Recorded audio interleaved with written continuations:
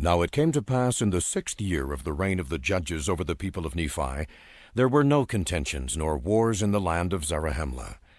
But the people were afflicted, yea, greatly afflicted, for the loss of their brethren, and also for the loss of their flocks and herds, and also for the loss of their fields of grain, which were trodden under foot and destroyed by the Lamanites. And so great were their afflictions that every soul had cause to mourn. And they believed that it was the judgments of God sent upon them because of their wickedness and their abominations. Therefore they were awakened to a remembrance of their duty. And they began to establish the church more fully. Yea, and many were baptized in the waters of Sidon, and were joined to the church of God. Yea, they were baptized by the hand of Alma, who had been consecrated the high priest over the people of the church by the hand of his father Alma. And it came to pass in the 7th year of the reign of the judges, there were about 3,500 souls that united themselves to the church of God and were baptized. And thus ended the 7th year of the reign of the judges over the people of Nephi, and there was continual peace in all that time.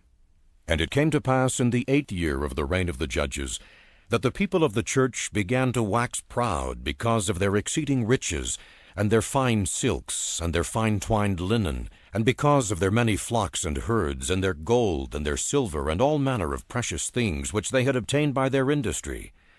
And in all these things were they lifted up in the pride of their eyes, for they began to wear very costly apparel.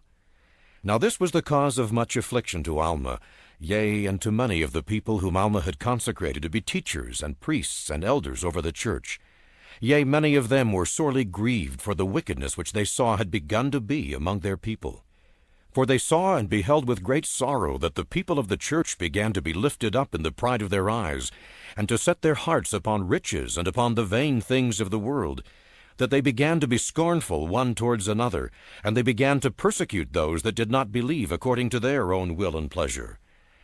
And thus in this 8th year of the reign of the judges there began to be great contentions among the people of the church. Yea, there were envyings, and strife, and malice, and persecutions, and pride, even to exceed the pride of those who did not belong to the church of God. And thus ended the 8th year of the reign of the judges. And the wickedness of the church was a great stumbling block to those who did not belong to the church.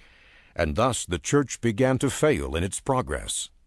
And it came to pass in the commencement of the 9th year, Alma saw the wickedness of the church, and he saw also that the example of the church began to lead those who were unbelievers on from one piece of iniquity to another, thus bringing on the destruction of the people. Yea, he saw great inequality among the people, some lifting themselves up with their pride, despising others, turning their backs upon the needy and the naked, and those who were hungry, and those who were athirst, and those who were sick and afflicted.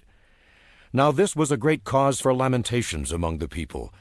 while others were abasing themselves, succoring those who stood in need of their succor, such as imparting their substance to the poor and the needy, feeding the hungry, and suffering all manner of afflictions for Christ's sake, who should come according to the spirit of prophecy,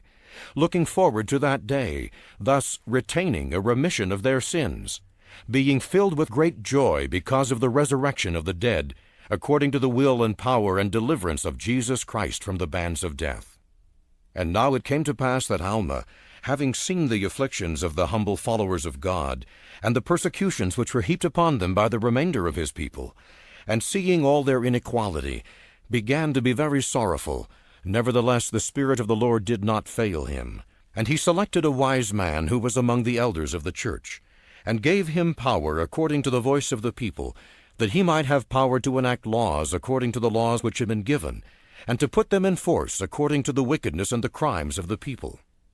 Now this man's name was Nephihah, and he was appointed chief judge, and he sat in the judgment seat to judge and to govern the people.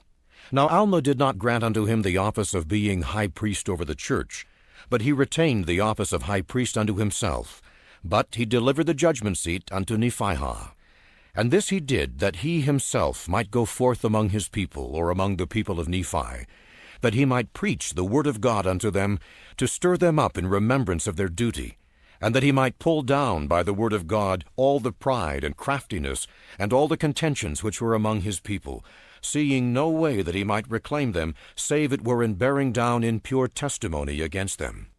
And thus, In the commencement of the 9th year of the reign of the judges over the people of Nephi, Alma delivered up the judgment seat to Nephihah, and confined himself wholly to the high priesthood of the holy order of God, to the testimony of the word according to the spirit of revelation and prophecy.